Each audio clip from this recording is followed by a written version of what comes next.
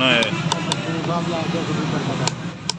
कितना नफीस काम हो रहा माशाल्लाह।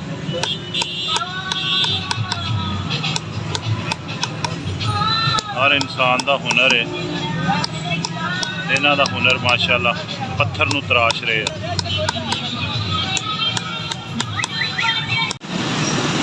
है जनाब GTS चौक का नज़ारा इस बारिश के मौसम में, बरसात के मौसम में। संतराज का बताएं किधर है? संतराज वो उधर चौक में है। मैंने आपको GTS का एक नज़ारा करवाना चाह रहा था। वो सामने अगर स्ट्रेट चले जाएंगे आप तो समुद्री की तरफ, अब्दुल्लापुर की तरफ और सत्याना की तरफ निकल जाएंगे। ये 11 भाई का ऑफिस है। इधर से आप स्टेशन की तरफ से जब आएंगे, मोहब्बतें सलामत रहें, मोहब्बतें बांटते रहें, फैसलाबाद की शान। ये अब्दुल रशीद गाजी चौक है माशाल्लाह। लो जी, महकमा इनहार का दफ्तर है माशाल्लाह। हाँ जनाब, नासर साहब आए सी, रोटी भी है तो नान भी है जनाब, तो मौज मलंगा दी। बिल्कुल ही स्टेट बैंक की ना बैक साइड ते हैगी है रेहड़ी। इत्थों अज खान लगे। चावल भी जड़े हैं ना वो भी बड़े मशहूर है। तुसी इत्थे आओ जनाब, इन्हां दे चावल खाओ, इन्हां दे जनाब नान चने खाओ, मसर बनाते।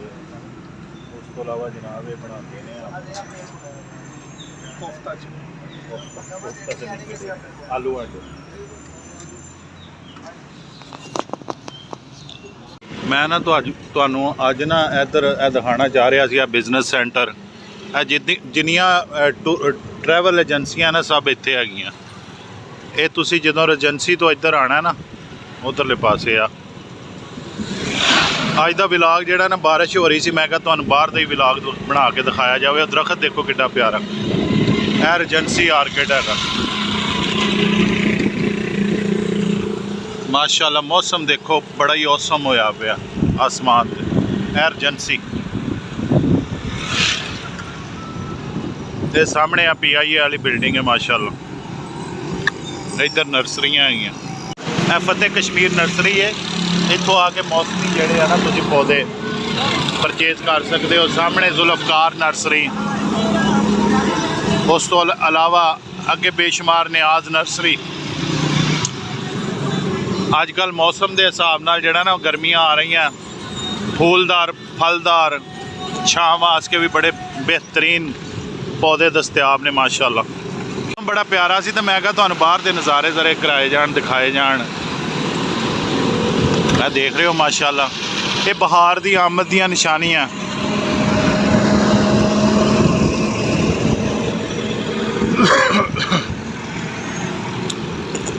बहुत प्यारे मनाजर ने।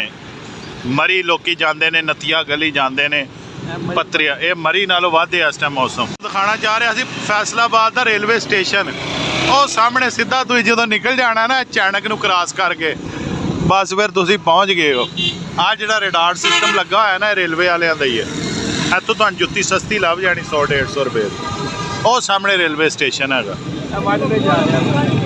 ये तो बंदा गलत जा रहा, हुण इहदा की करिए। है जनाब, असीं स्टेशन चौक नूं क्रॉस कर रहे हैं।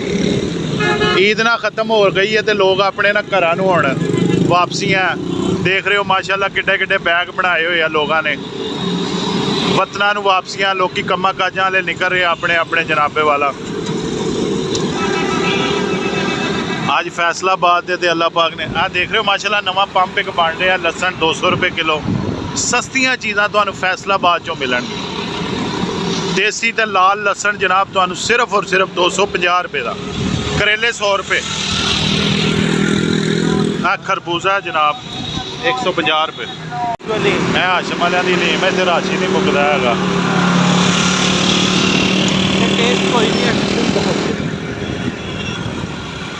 यह जिहड़ा तुहानू मैं दिखाना चाह रहा सी, यह रेलवे वालियां दा ना हैगा सारा माशाल्लाह। है पुराने नाई इदां दे बैठे होंदे पुराने वक्त। रेलवे हॉस्पिटल है माशाल्लाह।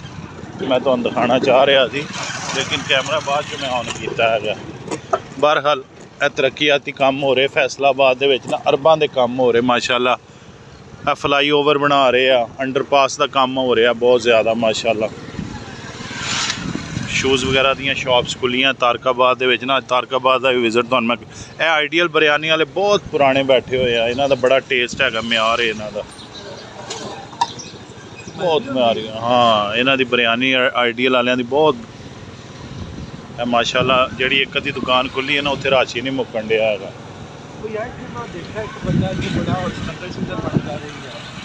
ਬੜਾ ਪਿਆਰਾ ਜਨਾਬ ਇਹ ਤਾਰਕਾਬਾਦ ਦੇ ਵਿੱਚ ਮੈਂ ਤੁਹਾਨੂੰ ਦਿਖਾਉਣਾ ਚਾਹ ਰਿਹਾ ਸੀ ਕਿ ਇੱਥੇ ਹਰ ਕਿਸਮ ਦੀ ਜਿਹੜੀ ਹੈ ਨਾ ਸ਼ਾਪ ਮੌਜੂਦ ਹੈ ਮਾਸ਼ਾਅੱਲਾ। ਐਮਬਰਾਇਡਰੀ ਔਰ ਦੂਸਰਾ ਜਿਹੜਾ ਸ਼ੂਜ਼ ਦੀਆਂ ਸ਼ਾਪਸ ਹੈਗੀਆਂ, ਨਈ ਪੁਰਾਣੀ ਕੁਤਬ ਜਿਹੜੀਆਂ ਉਹ ਦਸਤਿਆਬ ਹੈ ਇੱਥੇ ਮਾਸ਼ਾਅੱਲਾ। ਸਬਜ਼ੀ ਦੀਆਂ ਦੁਕਾਨਾਂ, ਨਲਕੀ ਬਟਨ, ਆਹ ਦੇਖੋ ਤਿੱਲੇ ਵਾਲੀਆਂ ਜੁੱਤੀਆਂ, ਪਿਸ਼ੌਰੀ, ਆਮ ਚੱਪਲ, ਬੇਸ਼ੁਮਾਰ ਕੰਮ ਹੈਗਾ।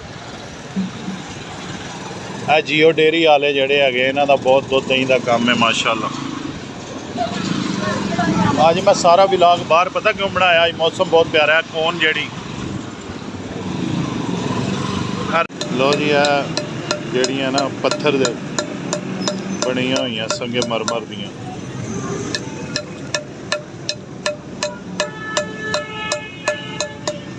ਇਹ ਦੇਖ ਰਹੇ ਮਾਸ਼ਾਅੱਲਾ। ਇਹ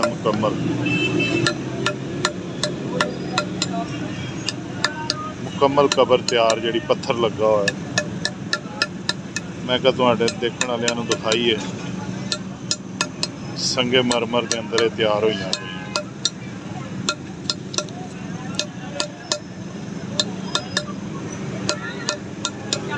ਮੈਂ ਸ਼ੁਰੂ ਦੀ ਦਿਖਾਈ ਜਰਾ ਸ਼ੁਰੂ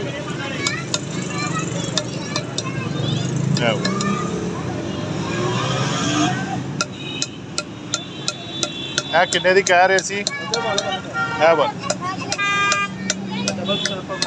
ਹੈ डबल स्टेप ਹਾਂ ਡਬਲ ਸਟੈਪ ਵਾਲੀ। ਹਾਂ कदे ऊपर ही रखी जाती है मेरा सराहना नहीं फिर आ होना वो सराहना ਨਹੀਂ ਸਰਾਣਾ ਹੈ रा मुकम्मल ਆ ਜਿਹੜਾ ਮੁਕੰਮਲ। ਹਾਂ ये थोड़ा भाई लग जाना कोई 1.5 लाख रुपये मानता 35-40 हज़ार रुपये 35-40 ऐसा ਉਹ ਜੀ ਇਹ ਤਕਰੀਬਨ 1.5 ਲੱਖ ਦੇ ਵਿੱਚ ਤਿਆਰ ਹੋਣੀ। ਸਹੀ ਹੋ ਗਿਆ, ਠੀਕ ਹੋ ਗਿਆ, ਬਹੁਤ ਮਿਹਰਬਾਨੀ। आ भी गया 70,000 के बन गए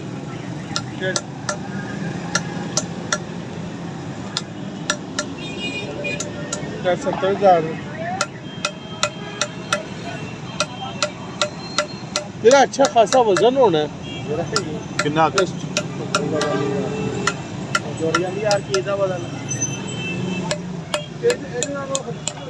ਲਓ ਜੀ ਇਹ ਸੰਗਤ ਰਾਸ਼ ਮਾਸ਼ਾਅੱਲਾ ਆਪਣਾ ਕੰਮ ਕਰ ਰਿਹਾ ਹੈ। ਤੁਹਾਨੂੰ ਮੈਂ ਕੋਸ਼ਿਸ਼ ਕੀਤੀ ਹੈ ਕਿ ਦਿਖਾਵਾਂ ਮਿਹਨਤ ਦੇ ਵਿੱਚ ਅਜ਼ਮਤ ਹੈ ਔਰ ਮਿਹਨਤ ਕਰਨ ਵਾਲੇ ਜਿਹੜੇ ਆ ਉਹਨਾਂ ਦੇ ਹੱਥ अल्लाह पाक सलामत रखें। अल्लाह आपसे रोटी कमाने वाला अल्लाह का दोस्त है और इसके हलाल है इबादत है। GTS चौक ये ਜਿਹੜੇ ਆ ਸੰਗਤ ਰਾਸ਼ ਮਾਸ਼ਾਅੱਲਾ ਆਪਣਾ ਕਰ ਰਹੇ, ਰਿਜ਼ਕ ਕਮਾ ਰਹੇ। ਅੱਲਾਹ ਤਾਲਾ ਇਹਨਾਂ ਦੇ ਰਿਜ਼ਕ 'ਚ ਬਰਕਤ ਦੇਵੇ ਮਾਸ਼ਾਅੱਲਾ।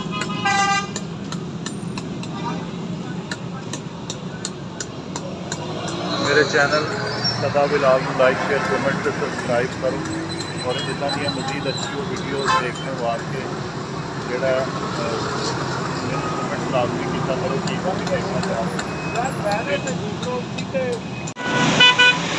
कलर तो बाद ना जी इन स्कॉच ब्राइट नाल ना अच्छे तरीके नाल वाश कर दिता जाता पानी लैके ना।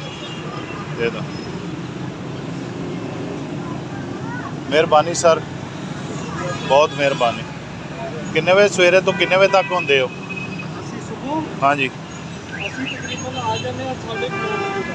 9:30 बजे ते राती 7 बजे तक। ठीक है माशाल्लाह काम अल्लाह ताला बरकत दे, बहुत मेहरबानी।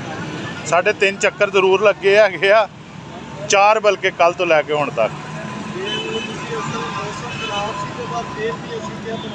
बहुत मेहरबानी, बहुत शुक्रिया।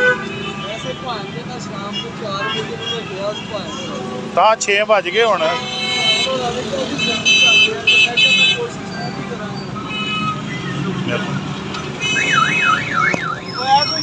ਲੋ ਸਰ